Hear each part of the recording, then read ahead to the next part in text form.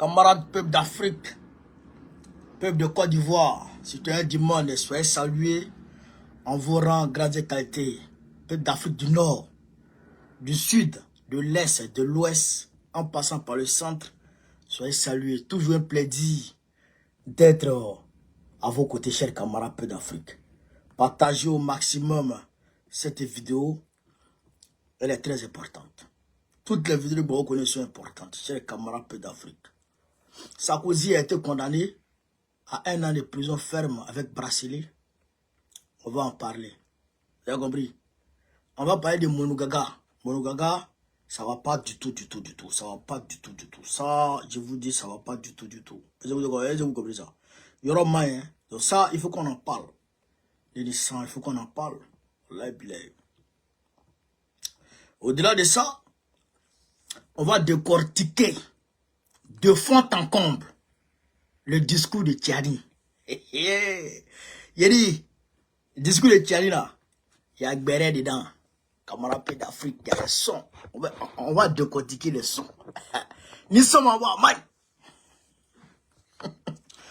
Après ça, le Mali a interdit une entreprise minière, a suspendu l'exploitation, je dirais le permis de cette entreprise minière. On va vous en parler, chers camarades d'Afrique. Alors, je vous demande ici de partager, de mettre les cœurs. Tout le monde pompe les cœurs. Tout le monde pompe les cœurs.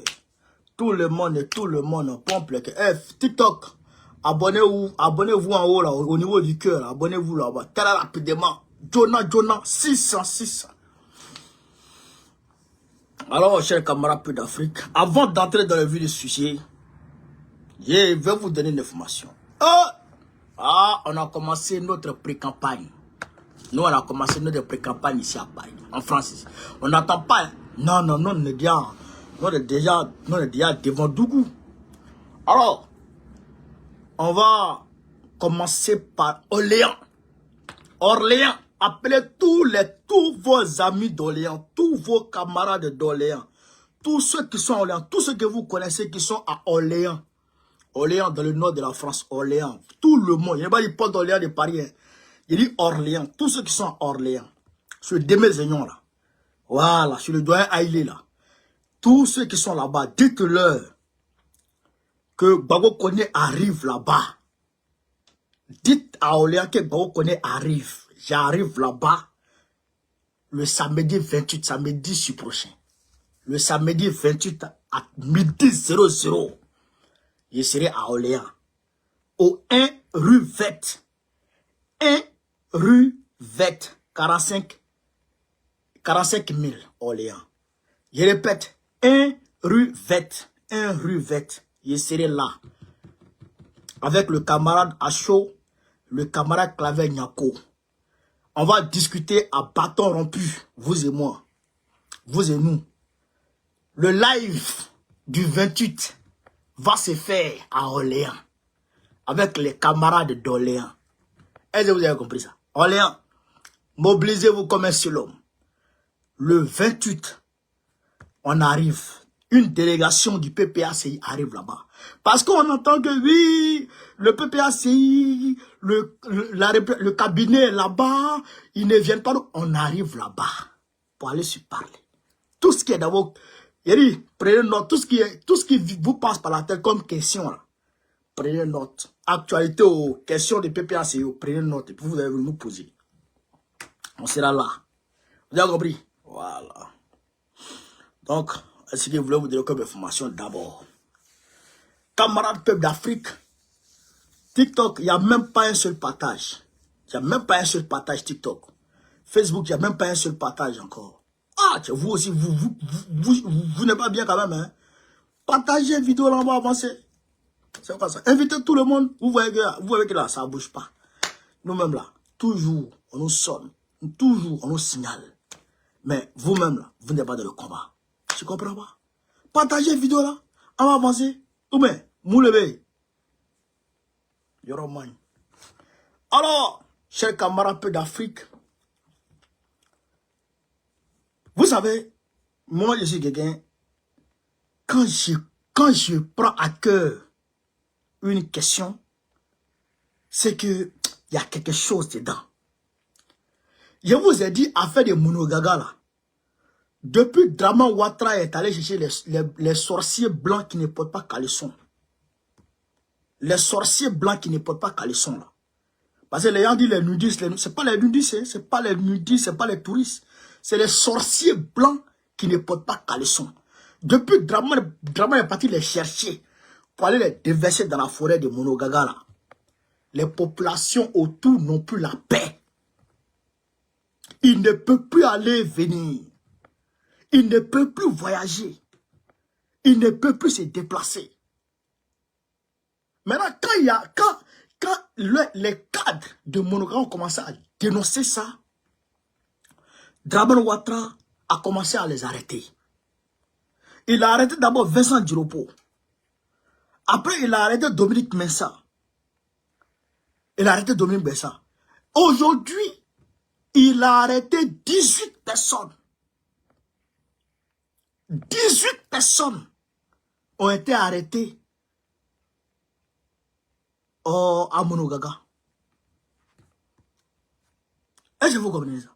18 personnes, il est parti les arrêter. L'intention, c'est quoi? L'intention, c'est d'embêter au maximum les populations de Monogaga. Les 11 villages qui sont là-bas, là, les emmerder au maximum et les pousser à quitter leur village. Mais s'ils n'arrivent pas à les faire quitter les villages là par intimidation, eh bien, ils viendront avec les caterpillars pour venir détruire ces villages-là. Et puis, chers camarades peu d'Afrique, construit, comme je vous l'ai dit, parce que Madame Ouattara, Dominique Nouvian Folorou, avec son AICI, son entreprise immobilière AICI, en collaboration avec Adoa, entreprise marocaine,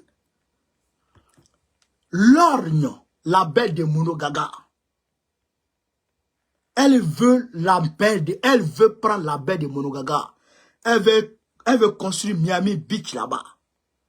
Donc, quand elle va construire Miami Beach, les villas qui sont à côté là, ça ne l'arrange pas. Donc, il faut chasser tous les villageois qui sont là-bas et puis qu'ils aillent quelque part là-bas. Des gens qui sont dans cette forêt depuis plus de 600 ans. C'est-à-dire que Draman Ouattara, sa grand-mère n'était pas encore née. Son grand-père n'était pas encore né. Ceux-là, leurs aïeux vivaient là. Et donc, tu es allé chez ta go chouin là, tu es venu avec elle dans notre pays. Tu t'es arrangé avec Sarkozy, il t'a mis dans son sac. Et il allait te déposer à la tête de la Côte d'Ivoire. Maintenant, c'est-à-dire que tu veux arracher les terres aux Ivoiriens. Je demande ici, comme je l'avais dit hier, je demande ici au peuple de Monogaga, les Wénés de Monogaga, je vous demande ici, et je vous le dis clairement, chers camarades, personne ne viendra vous aider. Personne ne viendra vous sauver. Si quelqu'un dit, oh, venez nous sauver, si quelqu'un vous dit qu'il va aller vous sauver là, c'est faux. Même moi, où je suis là, je ne peux pas aller vous sauver. Où je suis là, je ne peux pas aller vous sauver. Personne n'ira vous sauver. C'est vous-même qui devrez vous défendre. Moi, je dis la vérité. C'est vous-même qui devrez vous défendre et trouver les voies et moyens pour vous défendre. Parce que Draman Ouattara enverra les caterpillars. Il enverra les bulldozers. Donc, songez aux stratégies, aux voies et moyens pour vous défendre. Quand vous allez vous défendre et que ça va commencer à péter là, nous on va soulever ça pour que le monde entier puisse voir ce qui se passe là-bas. Mais si vous victimisez, pour dire, ils sont en train de tuer, ils sont en train de gagner nos villages, si vous restez dans ça là, Draman va marcher sur vous, et puis c'est fini. Les baoulés de Bonon, les baoulés à Bonon là, allez leur demander ce qui s'est passé. 12 villages, 12. Ils sont allés détruire. Kosso. Et puis, il n'y a rien qui s'est passé. 12 villages. Il y avait des écoles. Il y a des gens qui vivaient là-bas depuis plus de 30 ans. C'est-à-dire que Draman Ouattara, il s'est promené avec son passeport voltaïque. Les gens, ils vivaient là-bas. Il est devenu ivoirien forcé. Les gens, ils vivaient là-bas. Et il est parti détruire. Il y a des gens, il y a des enfants qui sont nés là-bas, qui ont grandi là-bas. Mais il est parti détruire les villages. Ils ne savent même pas où aller encore. Donc, je vous le dis, et je vous le répète. Défendez-vous. Défendez-vous comme vous pouvez vous défendre. Défendez-vous comme vous pouvez vous défendre. Ça, je vous le dis, parce que c'est une guerre que Draman Ouattara a déclarée au peuple de Côte d'Ivoire. Défendez-vous comme vous pouvez vous défendre. C'est ça que je peux vous dire. Et c'est ça la réalité. Alors, chers camarades d'Afrique, on va poursuivre avec nos vidéos.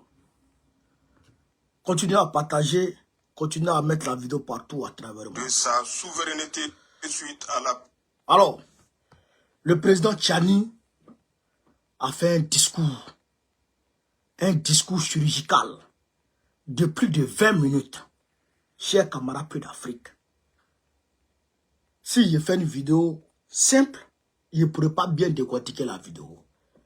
Le discours du président Tchani. Parce qu'il y a Béret dedans. Il y a les sons dedans.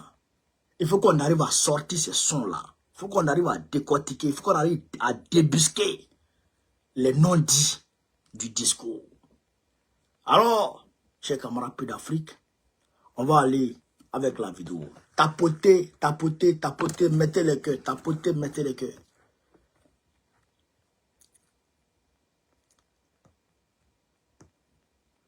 Mettez les cœurs. Prise de pouvoir par les forces de défense et de sécurité regroupées au sein du CNSP. Voilà. Depuis lors, comme vous le savez, notre pays fait face à une adversité totale. D'un côté, de la part de tous les acteurs externes qui voudraient nous voir revenir dans leur giron, et de l'autre, des traîtres internes qui se sont compromis avec les intérêts étrangers et se sont adonnés à l'accaparement frauduleux de nos ressources publiques. Ah ouais. Mes chers compatriotes, le moment est certainement venu de vous entretenir solennellement de la stratégie cynique mise en place par nos ennemis pour mettre notre pays à genoux et le soumettre.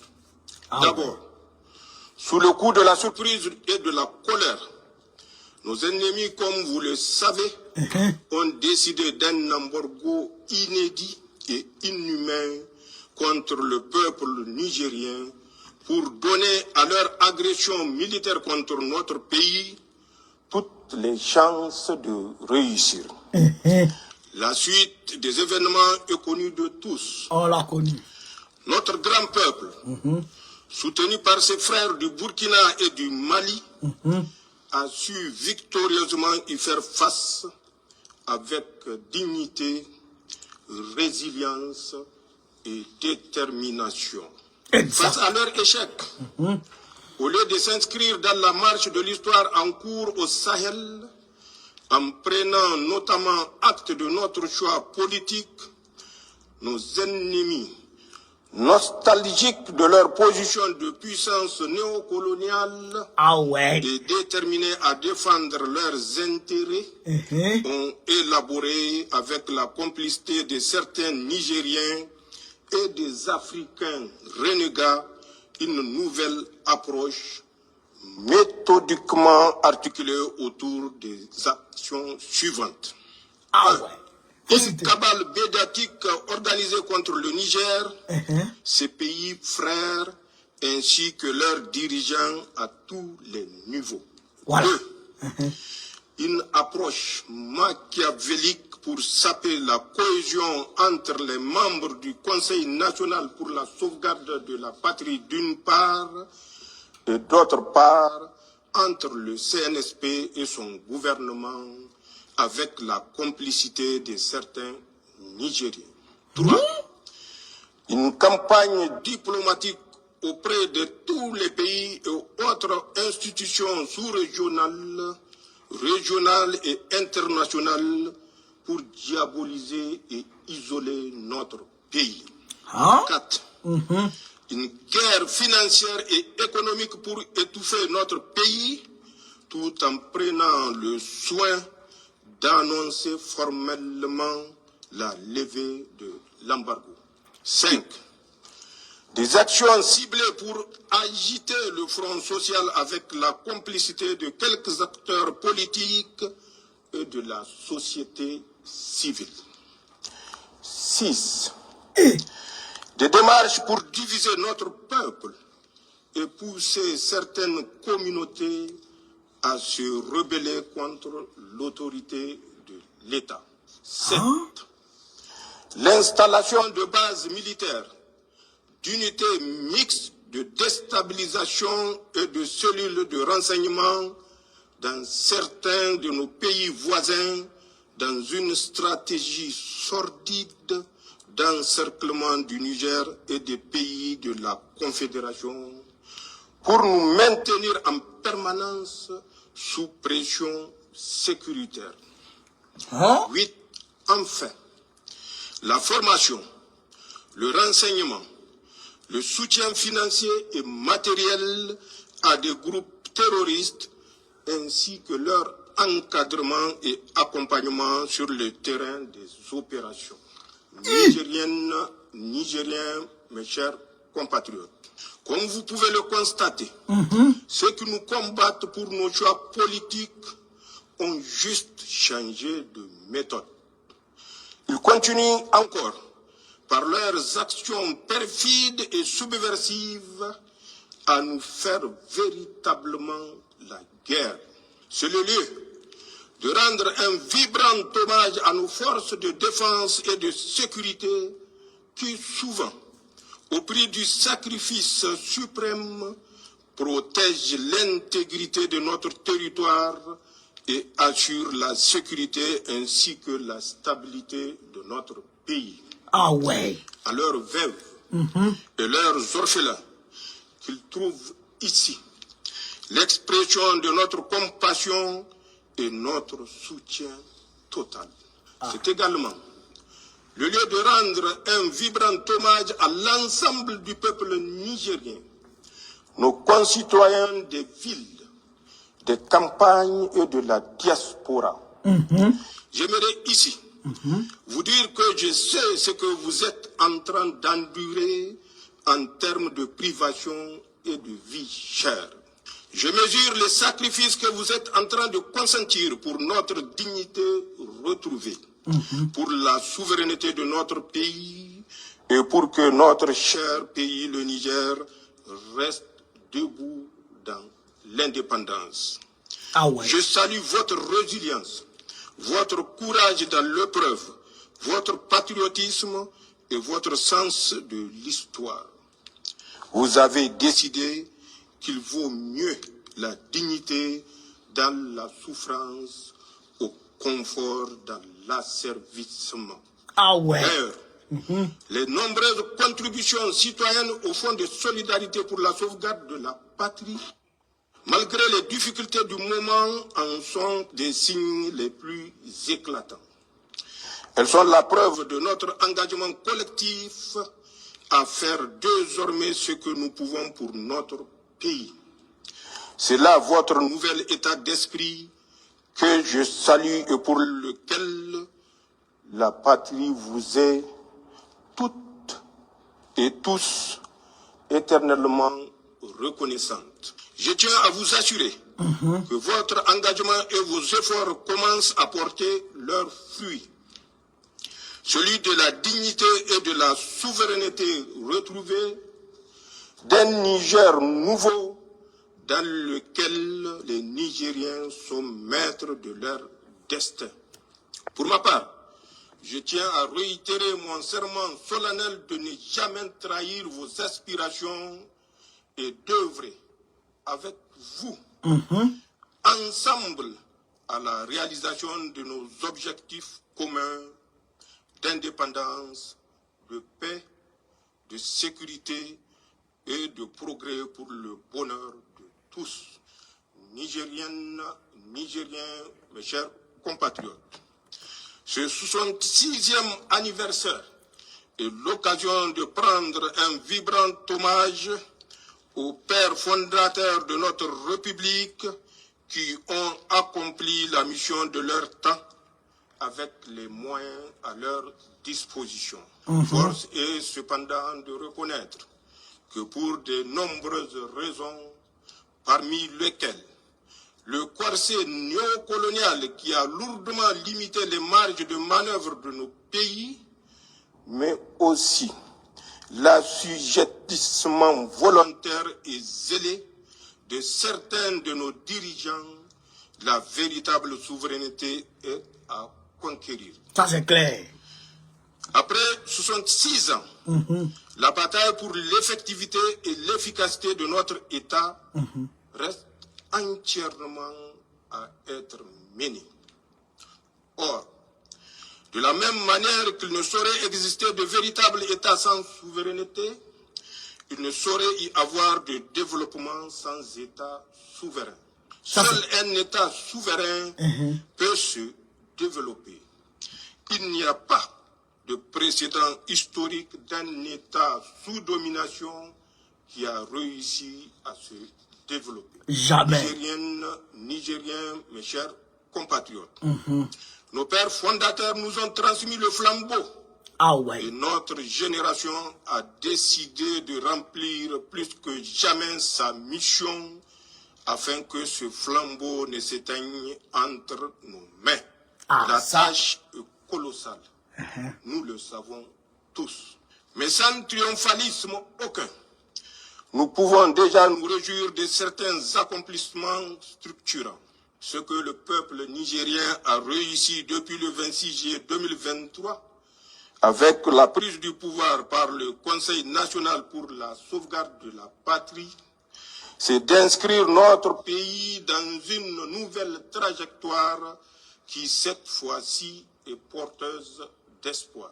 Ce que nous avons réussi, c'est de renvoyer de notre pays, sans haine ni violence, les forces étrangères qui entravaient notre souveraineté et empêcher véritablement à nos forces de défense et de sécurité de monter en puissance pour accomplir efficacement leur mission. Ce que nous avons réussi, c'est de dénoncer tous les contrats, textes législatifs, traités et conventions injustes qui ne vont pas dans le sens de l'intérêt du Niger et qui freinent le développement de notre pays.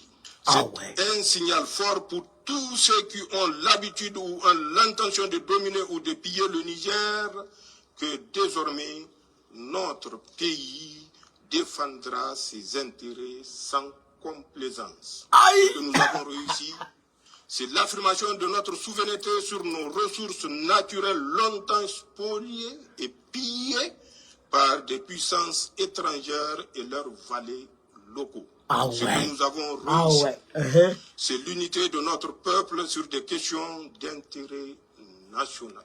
Désormais, tous les Nigériens regardent dans la même direction, celle qui préserve les intérêts supérieurs de notre pays. L'Aboussaninou. Ce que nous avons réussi, c'est de réveiller le patriotisme des Nigériens longtemps foulé aux pieds par des individus au service des intérêts personnels ou partisans et claniques, ou pire, à la solde des organisations mafieuses ou de puissances étrangères. Ce que nous avons réussi, c'est le soutien sincère de la population au gouvernement qui font désormais corps pour garder le pays sur la voie du développement. Ce que nous avons réussi, c'est de prouver que le Niger peut tenir debout, faire face courageusement avec succès au terrorisme, payer ses fonctionnaires assurer ses dépenses de souveraineté de façon générale, bref, vivre sans la prétendue assistance étrangère souvent utilisée pour menacer ou humilier les Nigériens. Ce que nous avons réussi tous ensemble, c'est que pour la première fois dans l'histoire de notre pays, les décisions qui engagent le Niger et son peuple sont prises au Niger par des Nigériens et dans l'intérêt du Niger et nulle part ailleurs. C'est ce qui nous a permis, en toute responsabilité et malgré le contexte difficile que nous connaissons, de prendre des mesures sociales à la fois symboliques et fortes que sont, entre autres, la baisse du prix à la pompe des hydrocarbures, la diminution des coûts de certains actes médicaux et chirurgicaux et la baisse des prix du ciment. Ça, c'est clair. Nigériens, mes chers compatriotes, ces réussites sont encourageantes. Il faut cependant les inscrire non seulement dans la durée, mais également dans une vision globale et cohérente pour fonder véritablement un projet politique et social. Pour ce faire, nous avons deux grandes approches au niveau national et international. Au plan international, nous avons créé une alliance avec des pays avec lesquels nous avons la même histoire, la même trajectoire, les mêmes défis, les mêmes peuples et les mêmes aspirations. L'alliance des États du Sahel qui nous unit au Burkina Faso et au Mali, deux pays frères qui sont résolument à nos côtés. Cette alliance qui a évolué en confédération AES depuis le sommet historique de Niamey le 6 juillet 2024 et qui a vocation dans un proche futur à se transformer en fédération. Inch'Allah, va nous permettre de sécuriser notre espace commun et nous encourager véritablement sur la voie du développement. Ensuite, nous avons décidé de diversifier nos partenaires et d'inscrire désormais nos relations diplomatiques dans le principe de respect mutuel, d'égalité, de souveraineté, d'un partenariat sincère, équilibré et gagnant-gagnant qui prend en compte les intérêts de notre pays. C'est certainement le lieu de remercier au nom du peuple nigérien, des pays amis et frères qui ont fait preuve de compréhension et d'amitié sincère avec le Niger en ce moment difficile que nous vivons. Sans les citer, ils se reconnaîtront tous et savent qu'ils peuvent aussi compter sur le Niger. Au niveau national, j'ai défini un cadre stratégique de gouvernance pour la transition intitulé pour le Niger, Labussanino Zenchank Assani, qui se décline en 4 axes. Axe 1, le renforcement de la sécurité et de la cohésion sociale. Axe 2, la promotion de la bonne gouvernance. Axe 3, le développement des bases de production pour la souveraineté économique. Axe 4, enfin, l'accélération des réformes sociales. Oh, les gars, d'autre part, il est trop fort. J'ai élaboré des lettres de mission pour les membres du gouvernement. Chaque département ministériel va rendre compte le moment venu de l'exécution des missions à lui confiées et les conséquences en seront tirées. Cela en toute responsabilité. Il s'agit de notre devoir sacré de redevabilité envers le peuple nigérien. En tout état de cause, à un moment ou à un autre, chacun rendra compte de ses actes devant le peuple, devant l'histoire et devant son créateur. C'est aussi vrai pour les gouvernants que pour les agents publics, les pères de famille et chaque citoyen.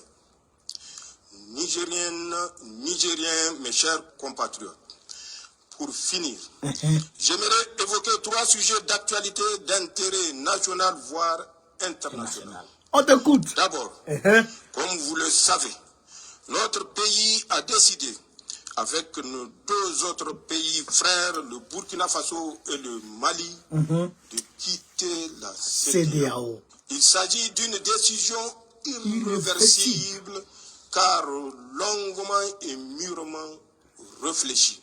Elle s'inscrit dans la démarche de reconquête de notre souveraineté pleine et entière, condition indispensable à notre sécurité et à notre développement dans le cadre de l'Alliance des États Sahel. Aussi, elle a le mérite d'avoir enlevé définitivement aux puissances étrangères et leurs valets africains tout moyen et toute légitimité pour nous faire la guerre à travers la CEDEAO, instrumentalisée et détournée depuis plusieurs années de ses nobles objectifs. J'aimerais par conséquent rassurer tous les Nigériens et au-delà tous nos concitoyens de la Confédération AES que la sortie de la CEDEAO n'entraînera pas le chaos pour nos pays et leurs nationaux. Le Niger et notre confédération continueront à entretenir de bonnes relations de voisinage et de coopération avec tous les pays de notre région ouest africaine, comme c'est le cas d'ailleurs avec les 42 autres pays africains membres de l'Union africaine et les quelques 180 pays membres de l'Organisation des Nations Unies, épris de paix et de justice. En tout état de cause, je tiens à rassurer nos concitoyens de la Confédération que toutes les dispositions seront prises pour parer à toute éventualité. Le deuxième sujet que je souhaite aborder avec vous, chers compatriotes, a trait à la campagne hivernale. En effet, comme vous le savez, cette année, Allah nous a gratifiés d'un hivernage fécond. Les pluies ont été abondantes. Aussi, elles ont certes causé d'importants dégâts matériels et endeuillé nos familles. À cet effet, j'ai une pensée pieuse pour nos disparus et salue les efforts de tous ceux qui nous ont soutenus pour faire face à l'urgence et en particulier le comité national qui a fait la preuve que le Niger est souverainement à même de gérer un tel type de situation. Mais ces pluies nous ont surtout permis d'avoir une récolte et des pâturages abondants. J'invite par conséquent tous les services compétents de l'État et l'ensemble des Nigériens à tirer toutes les leçons de cette campagne hivernale pour que les pluies dans notre Sahel aride ne soient plus synonymes d'inondation, de destruction, de désolation et de mort, car elles sont un grand bienfait d'Allah subhanahu wa ta'ala, comme le traduit si bien l'adage Hausa qui dit Rua Lema Taïgara. D'autre part, je lance un appel pour une gestion rigoureuse et responsable des bienfaits de cette campagne hivernale, en préservant notre pâturage des feux de brousse et en gérant nos récoltes en bon père de famille que nous devons tous être.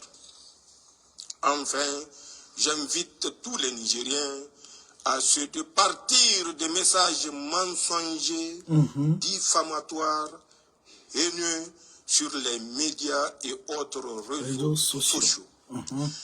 Ils sont contraires à nos valeurs traditionnelles et religieuses. Ils participent à nous distraire pour nous éloigner du vrai débat public sur nos intérêts vitaux et stratégiques à un moment où nous sommes véritablement en guerre contre nos ennemis qui tentent par tous les moyens de briser notre vivre ensemble pour empêcher notre marche résolue vers le progrès. Ah ouais. C'est dire que l'heure est plutôt à la vigilance pour déjouer la campagne d'intoxication et de désinformation entreprise par les sponsors du terrorisme au Sahel pour saper le moral de nos troupes, inciter à la haine ethnique et briser notre cohésion sociale héritée de nos ancêtres. Nigériennes, Nigériens, mes chers compatriotes. Au terme de mon allocution, je tiens à rendre un hommage sincère et mérité à tous ceux qui se sont mobilisés et continuent de se mobiliser pour défendre notre dignité et notre souveraineté. C'est sur votre ferme engagement que repose la réussite de nos projets pour le Niger. Je prie Allah, le clément et le miséricordieux, qu'il accorde son paradis éternel à nos frères et sœurs, militaires comme civils, victimes du terrorisme, et souhaite un prompt rétablissement aux blessés. À tous, sachez que votre sacrifice et vos efforts ne seront pas faits.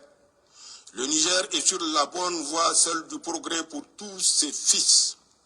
Aussi, j'invite chaque Nigérien à se forger l'intime conviction que le Niger est notre bien commun.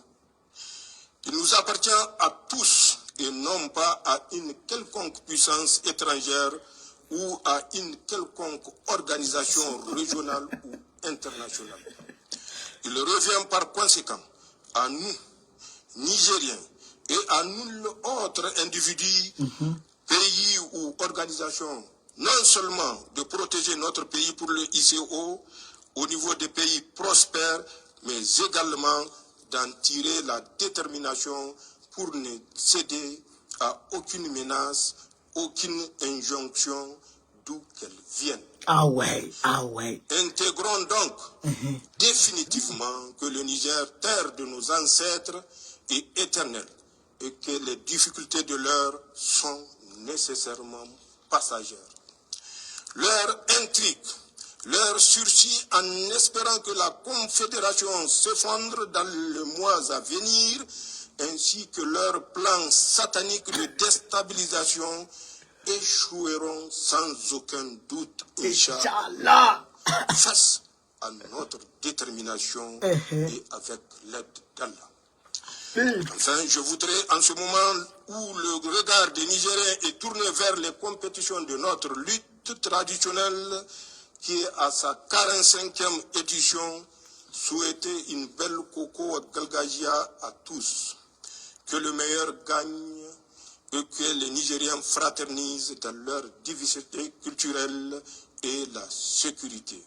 C'est ainsi que le Niger gagnera. Vive la République, vive le Conseil national pour la sauvegarde de la patrie et son gouvernement, vive le peuple uni et engagé pour sa souveraineté, vive la Confédération Alliance État du Sahel, vive le Niger, je vous remercie. Aïe, aïe, aïe, aïe, aïe, aïe, aïe, aïe, aïe, aïe, aïe, camarade. Non, j'ai dit, hier, moi, il m'a écouté le discours. Aujourd'hui, là, il sortait. Frère, j'ai placé mes écouteurs. J'ai mis un ici. J'ai mis un là. Puis il est calé. Camarade peu d'Afrique, puis il est calé. Ya, André, c'est son. André, c'est musique de My System. Il y a une My System encore. Espoir 2000. André, c'est Espoir 2000. André, c'est Pat Sago qui est en train de chanter dans mes oreilles. Hein? Non, Tchani. Je me demande, franchement, hein, camarade peu d'Afrique, franchement, je me demande comment ils supportaient le comportement plavantiste, le comportement de l'arbin, le comportement, je dirais, d'élève de Bazoum. Parce que c'est lui qui était le chargé de la sécurité de Bazoum. Je me demande comment il faisait pour garder ça. Comment il faisait pour supporter tout ça. Comment il faisait, comment il s'arrangeait. avec ce qu'il est là, avec ce qu'il est en train de démontrer au monde, ce qu'il est en train de montrer aux gens, c'est que son visage qu'il est en train de révéler aux gens aujourd'hui là, avec quelle patience il arrivait, c'est-à-dire à supporter le comportement de Bazoum. Le général Henri Bugard, le chef d'état-major de la France, s'est levé de la France pour aller au Niger, pour aller intimer l'ordre au président de la République Bazoum de relever de ses fonctions le chef d'état-major du Niger. Parce que le chef d'état-major du Niger s'était levé pour aller au Mali, pour aller rencontrer Assimi Goïta, avec Assimi Goïta lui permettre de poursuivre les terroristes en territoire malien sur au moins 10 km. Parce que les terroristes venaient narguer les militaires nigériens à la frontière. À cause de ça, hein, il s'est levé pour aller demander au président Bazoum de relever le chef d'état-major, l'ancien chef d'état-major. Mettez-moi son nom là, j'oublie son nom là, son nom est là. Mettez-moi le nom là, le nom de l'ancien chef d'état-major du Mali, qui est devenu ministre de la Défense aujourd'hui là. Mettez-moi son nom là. Oh, Maudit, merci. Salifou Maudit. Salifou Maudit. Et il a demandé à ce que Salifou Maudit soit affecté au Qatar comme ambassadeur du Niger au Qatar. Et enlever son pied même dans l'histoire militaire du Niger. Je me demande comment est-ce que Bazoum, comment est-ce que Tchadi faisait? Et il restait dans l'ombre. Avec toute cette fibre patriotique qui est en lui. Je me demande comment il faisait. Comment il faisait? Hein?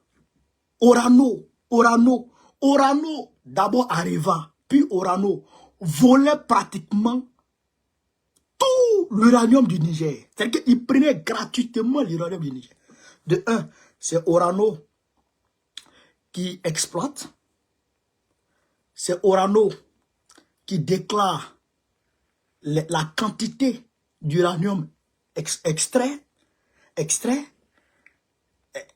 dirais. C'est Orano qui fixe le prix. C'est Orano. C'est-à-dire que qui fait tout. Donc, Orano prenait tout. Peut-être, Orano donnait, on va dire, si on calcule bien, ce qui revenait au Niger, c'était environ 4%. 3 à 4% de l'exploitation de l'uranium qui revenait au Niger. Mais, comment Tchani faisait, avec quelle patience il endurait tout ça? Avec quelle patience il endurait tout ça? Un homme comme ça, là. Et on dit que ça donne les corps. C'est ce que les Djura disent. Ça donne les corps. C'est-à-dire que le serpent, là, c'est quand il se cache qu'il grossit tranquillement. Sans se faire repérer par d'autres espèces qui peuvent peut-être le tuer. Vous comprenez ça? C'est Tchani, il est resté dans l'ombre. D'abord, dans l'ombre de Bazoum, de Youssoufou. Après, dans l'ombre de Bazoum. Mais où la goutte d'eau a débordé le vase, c'est quand Bazoum a fait sa conférence de presse pour dire que les terroristes sont forts que les militaires. Tchani dit non, tu as touché à ma dignité de militaire. Aïe! Les salifs maudits, ils ont écouté. Mais Bazoum, quand le général Bugard est parti là, quand il est allé au Niger là, est-ce que vous savez que quand Maudit est parti au front pour aller dire aux militaires que les terroristes narguaient vers André Boucan, à la frontière Niger-Mali, là. Pour aller leur apporter la bonne nouvelle, pour leur dire que oui, Assimi Goïta a accepté que les Nigériens puissent poursuivre les terreaux sur 40 km en territoire malien. Mais il a subi une embuscade. Il a subi une embuscade, comme moi. Est-ce que vous savez ça? Il a subi une embuscade. Mais, quand il a subi l'embuscade, en bon militaire, ils se sont dégagés dans un premier temps et ils ont lancé la contre-offensive et ils ont pu attraper 2 militaires, 2 terreaux. Et il s'est avéré que les 2 terreaux étaient des Français. Vous comprenez ça? Alors, le général Buga a demandé à Bazoum non seulement de libérer ces 2 Français, mais aussi il y avait des anciens terreaux, il y avait des chefs terreaux là-bas. Il lui a demandé de libérer tout cela. Et ces gens-là qui ont été libérés se sont retrouvés encore sur le front en train de combattre les Maliens, les Nigériens. L'armée nigérienne arrive à capturer des terreaux et les envoie à Niamey, conformément aux lois de guerre. Bazoum les libère et les mêmes terreaux encore viennent attaquer les mêmes militaires nigériens qui les ont arrêtés. Mais Tiani, il a appris tout ça et puis il est des malades. Il dit non, c'est mort, on va l'attraper. C'est là qu'ils ont appelé tous les Toumbal, tous les généraux Barmou, tous les maudits, et tous. Et puis ils disent, bon, on va le Syrie.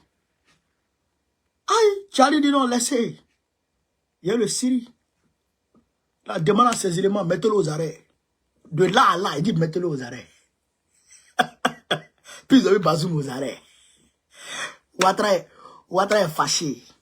Lui, il avait déjà fait un business avec Bazoum sur l'hélioduc. Lui, voit l'argent dans tout. Il ne sait pas. Lui-même, c'est que il ne se dit pas qu'il va mourir, Draman. Pour lui, il ne va pas mourir encore dans sa vie.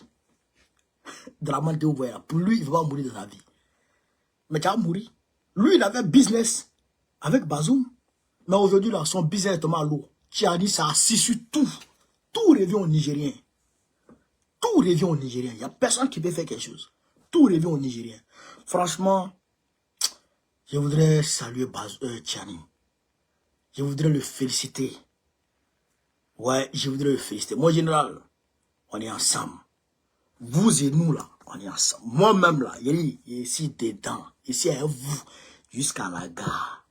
Ce combat-là, on va le mener ensemble jusqu'à la gare. Et puis, on va gagner. Ça, c'est clair et net. J'ai confiance, on va gagner le combat. Camarade peu d'Afrique. C'est aussi qui donne ton problème, là.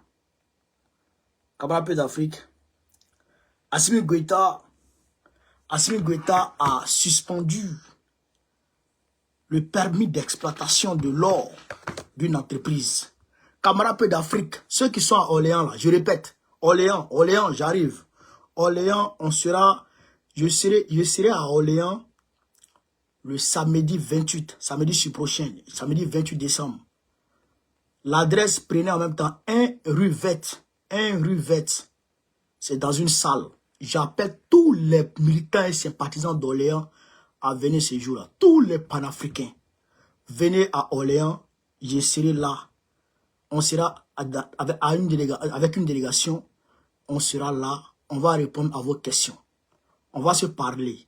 On va faire le live physiquement. Vous et moi, on va faire le live à Orléans. Vous avez compris? Donc, mobilisez-vous. 1 rue Vette, à partir de midi 00. 1 rue Vette. Voilà, Orléans. Alors, qu'est-ce qui se passe au Mali, chers camarades peu d'Afrique?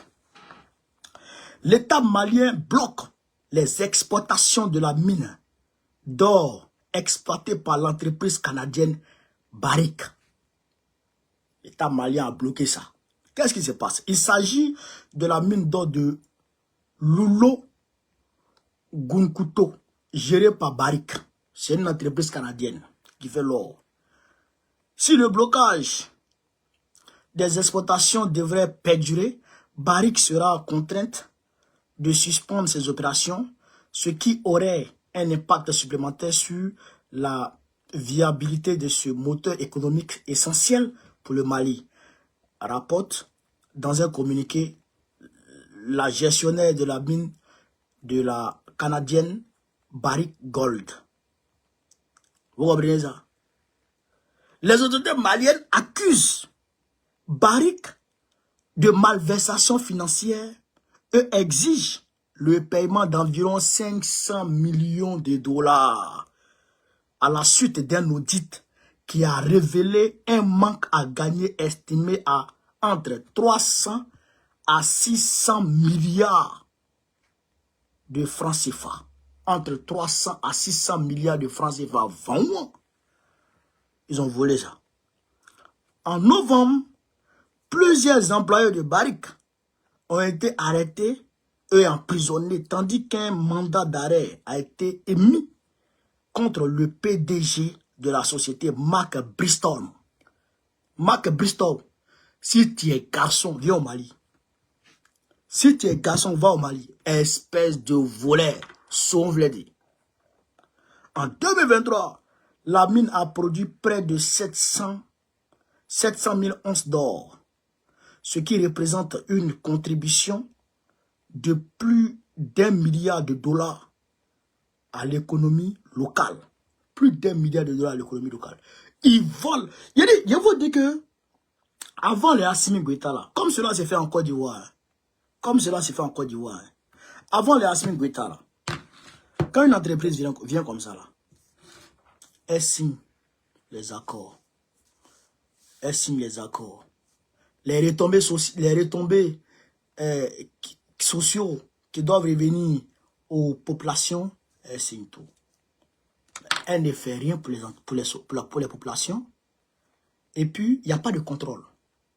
Mais puisque les contrôleurs de l'État eux-mêmes sont corrompus, je vais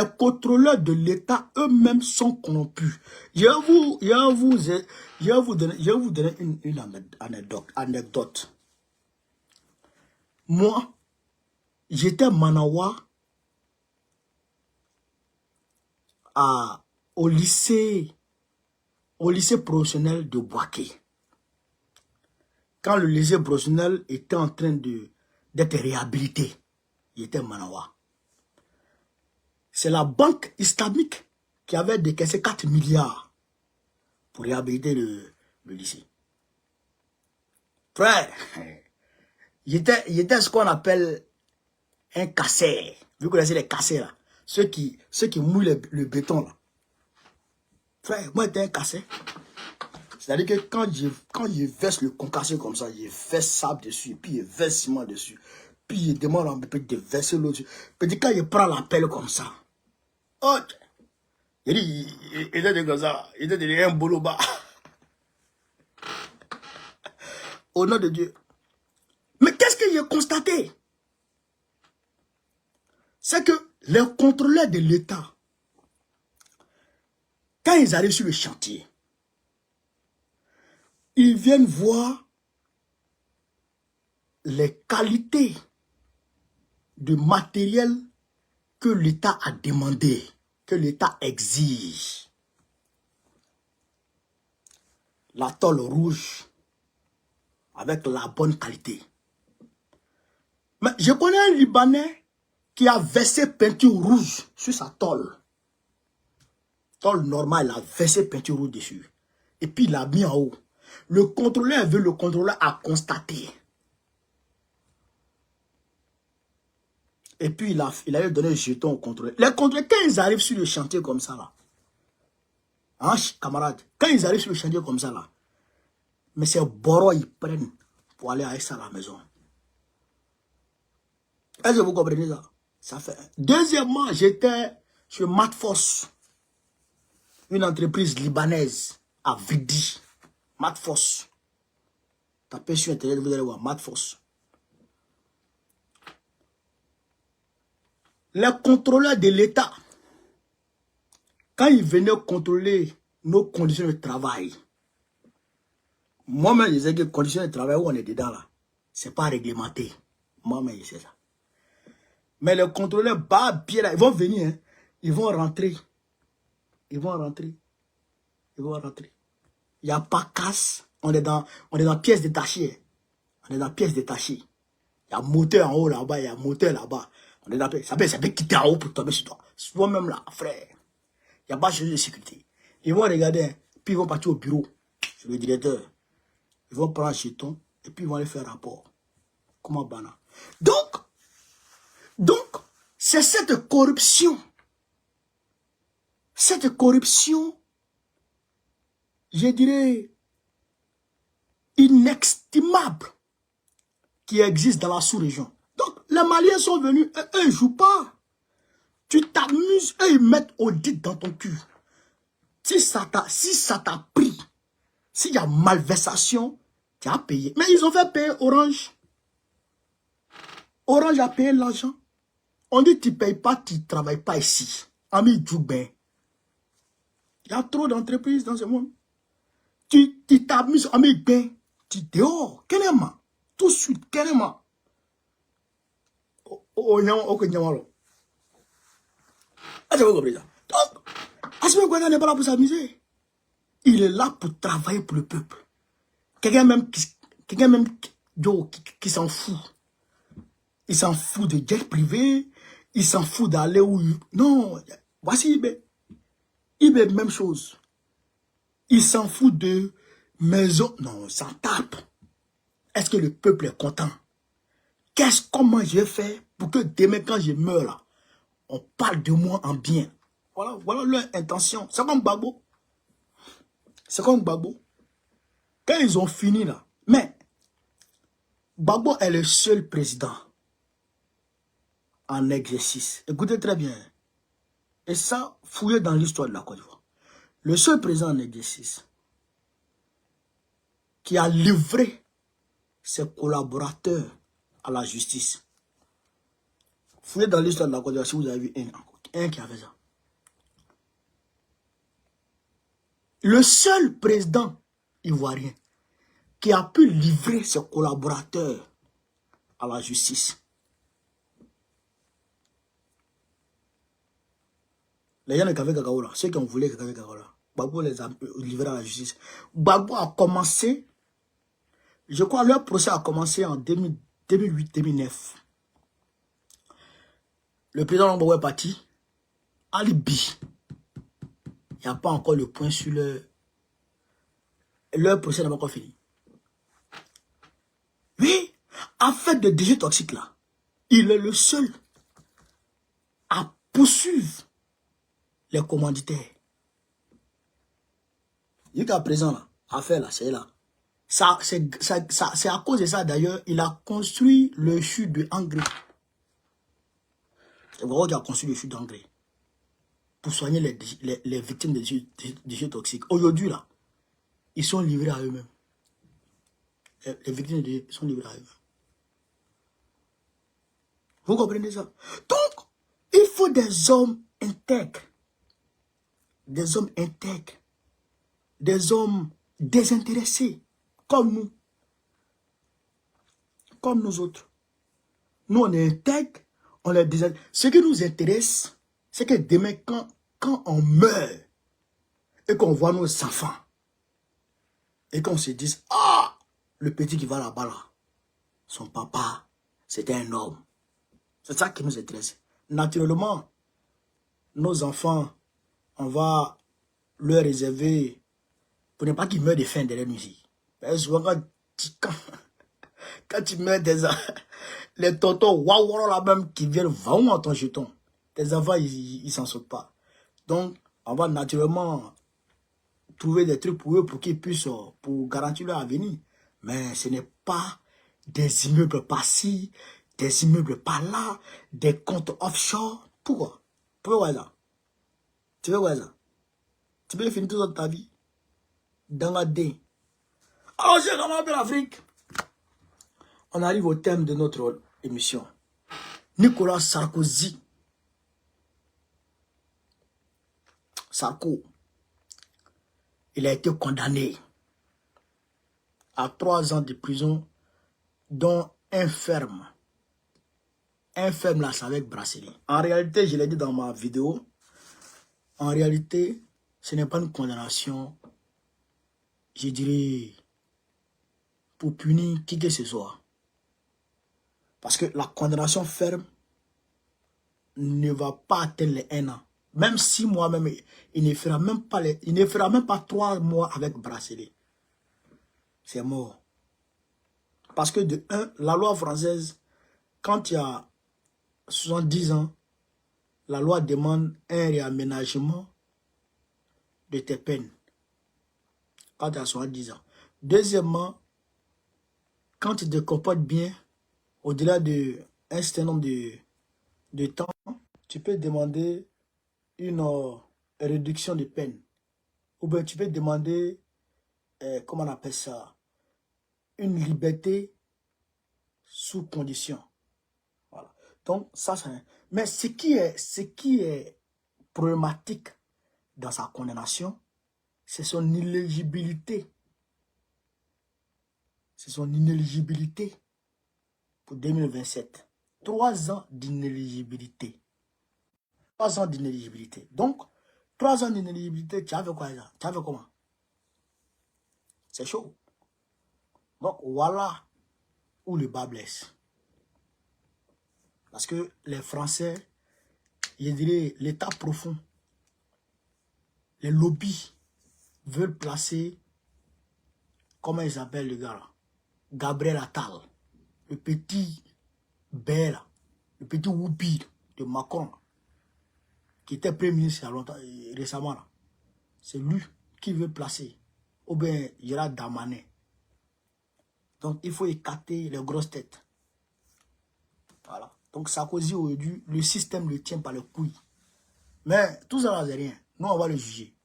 Quand on prend le pouvoir en Côte d'Ivoire, on va juger Sarkozy. On va le juger par contumace. On va lui envoyer convocation d'abord dans son domicile ici en France. Il va dire non, naturellement, il ne vient pas. On va envoyer encore. Il va dire il ne vient pas. On va lancer mandat d'arrêt contre lui. On va lancer mandat d'arrêt contre lui. Et puis si on la Syrie, si on la Syrie, si ça va dans l'AES, l'AES va exécuter le mandat d'arrêt. On va me faire jouer quand on puis il n'y a rien qui va se passer. Alors, sur ce, vive l'Afrique libre, vive le panafricanisme, vive sur les présidents panafricains, Gbagbo, président de la République de 2025, Inch'Allah, camarades peu d'Afrique, partagez au maximum cette vidéo. Voilà. On est ensemble.